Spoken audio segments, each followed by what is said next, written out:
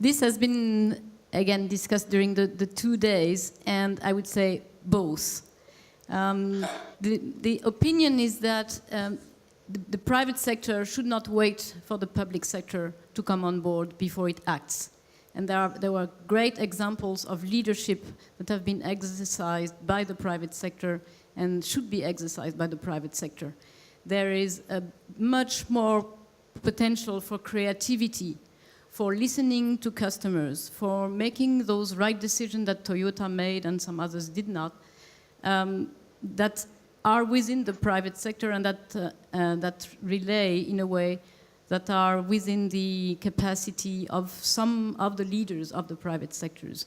But that is not enough, and there was also a consensus, I think, among those 2 days to say, well, then the public sector has also to come on board and set up the right incentive structures to scale up those innovation, whatever they have and whatever, in whatever field.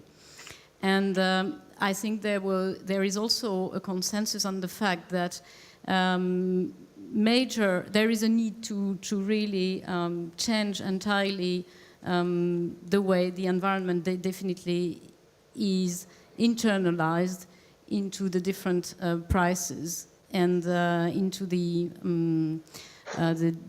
different public policies. That was clearly also said. So I would say definitely both. And the government has a clear role to play in, first of all, setting up long-term standards and setting up long-term goals, reducing the volatility.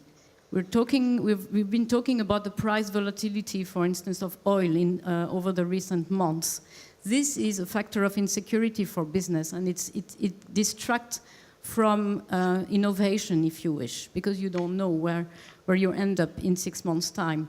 And the public sector can play a role here through taxes and different other schemes in trying to have a kind of level, stabilized level for those prices. So these are a few examples of what the public sector can do apart from massive stimulus packages that are more turned towards green economy.